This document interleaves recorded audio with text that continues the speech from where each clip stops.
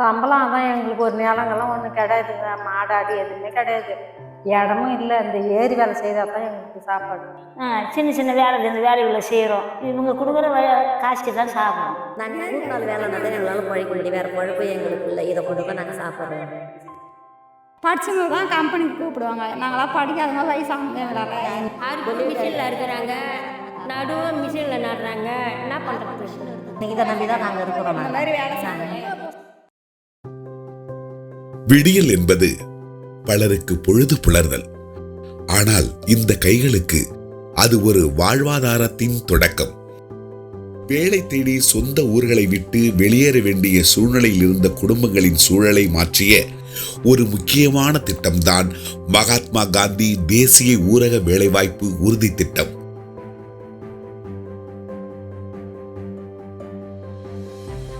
இதே 100 நாள் வேலை செய்கிறவங்க 690 பேர் இதில் வேலை செஞ்சு இந்த களத்தை வந்து கட்டியிருக்காங்க. அதனால் இங்கே இருக்கிற சிறு விவசாயி, நஞ்சை புந்தை, அந்த விவசாயம், பெரு விவசாயி, சிறு விவசாயி, தென்னை விவசாயி எல்லாரும் வந்து இந்த களத்தை நல்லா யூஸ்ஃபுல்லாக யூஸ் பண்ணியிருக்காங்க. நல்லா இருக்கும். நெல் அறுவடை செஞ்சு அதை எடுத்துன்னு வந்து களத்தில் போட்டு அடித்து உலர வைக்கவும், அதை பாதுகாப்பாக வைக்கிறதுக்காகவும் இந்த சிமெண்ட் களம் வந்து விவசாயிகளுக்காக கட்டப்படுது. அவங்க ஸ்கூலை வந்து க்ளீன் பண்ணுவோம். ஃபுல்லாக கம்பல்சரி எல்லாத்தையுமே க்ளீன் பண்ணி கொடுப்பாங்க. 100 நாள் வேலை திட்டத்தில் நீர்த்தேக்க தொட்டி இருக்குங்கள, அதை ஃபுல்லாகவே க்ளீன் பண்ணுவோம். ரோடு, மெயின் ரோடு, இந்த வாக்கியா க்ளீன் பண்ணுறது, போகிறது, எதுவாக இருந்தாலும் எங்கள் ஊர் இதனால் பயனடையுது. இந்த 100 நாள் வேலை திட்டத்தினால எங்கள் ஊரை எவ்வளோ சுத்தமாக வச்சுக்க முடியுமோ அந்த அளவு சுத்தமாக வச்சுப்போம். ஏரி தூர்வாருவோம்.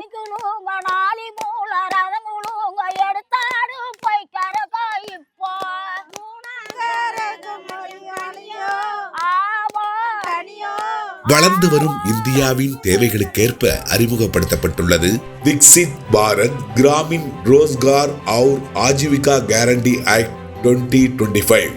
வளர்ச்சியடைந்த இந்தியா ஊரக வேலைவாய்ப்பு மற்றும் வாழ்வாதார உறுதியளிப்பு சட்டம். முன்னாடி வந்து 100 நாள் வேலை செஞ்சோம். இப்போ வந்து 125 நாளா வந்து மத்திய அரசு வந்து எங்களுக்கு அறிக்கை விட்டுருக்காங்க. விவசாயிகளின் நலனை கருத்தில் கொண்டு பயிர் நடவு மற்றும் அறுவடை காலங்களில் ஆண்டுக்கு 60 நாட்கள் இடைவேளை காலத்தை மாநில அரசுகள் முன்கூட்டியே அறிவிக்க வேண்டும். அந்த காலகட்டத்தில் புதிய பணிகள் எதுவும் மேற்கொள்ளப்படாது.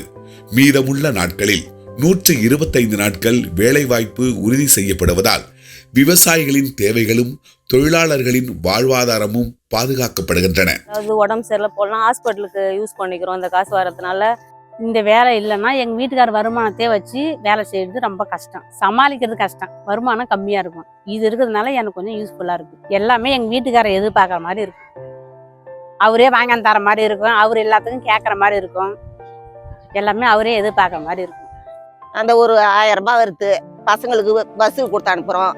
பசங்களுக்கு ஃபீஸ் கட்டுறோம். அதுங்களுக்கு நல்ல உணவு செய்து கொடுக்குறோம். காய்கறி வாங்குறதுக்கு எல்லாம். அதுக்கு முன்ன 100 நாள் வேலை இல்லாதப்ப நாங்கள் எதையுமே சரியா சாப்பாடு கூட இல்லாத ரொம்ப கஷ்டப்பட்டோம். இந்த சட்டத்தின் புதிய அம்சமான வளர்ச்சி அடைந்த கிராம ஊராட்சி திட்டம் எந்த கிராமத்திற்கு எந்த பணிகள் முன்னுரிமை பெற வேண்டும் என்பதை நவீன தொழில்நுட்பங்களுடன் திட்டமிடுகிறது.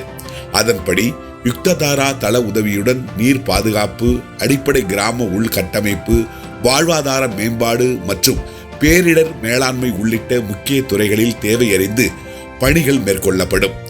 EKYC எனும் ஆதார் அடிப்படையிலான முக அங்கீகாரம், தேசிய மொபைல் கண்காணிப்பு செயலி மூலம் வருகை பதிவு, ஜியோடேக் செய்யப்பட்ட புகைப்படங்கள் என முறைகேடுகளை தவிர்த்து வெளிப்படை தன்மையை உறுதி செய்கிறது. செயற்கை நுண்ணறிவு மூலம் பணிகளின் முன்னேற்றமும் செலவினங்களும் கண்காணிக்கப்படுகின்றன. தொழிலாளர்களின் கூலி அதிகபட்சம் 15 நாட்களுக்குள் நேரடியாக அவர்களின் வங்கி கணக்கில் செலுத்தப்படும்.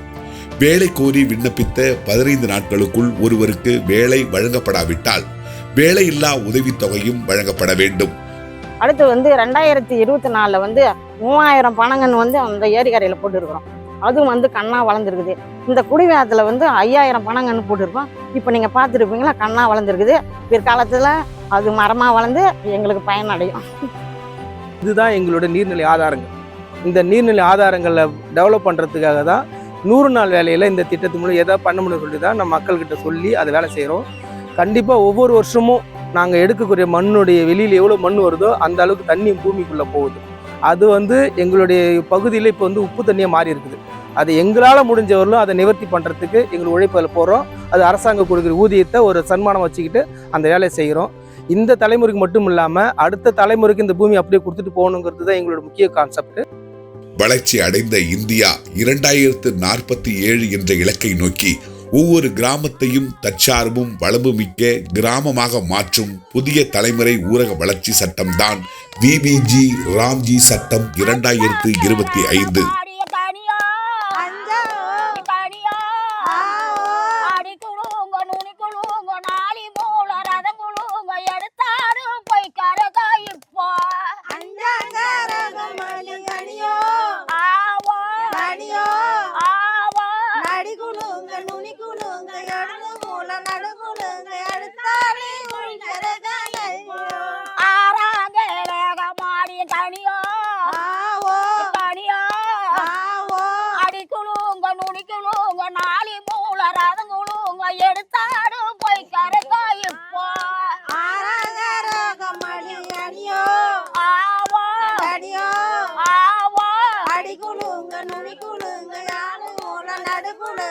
எடுத்தாலே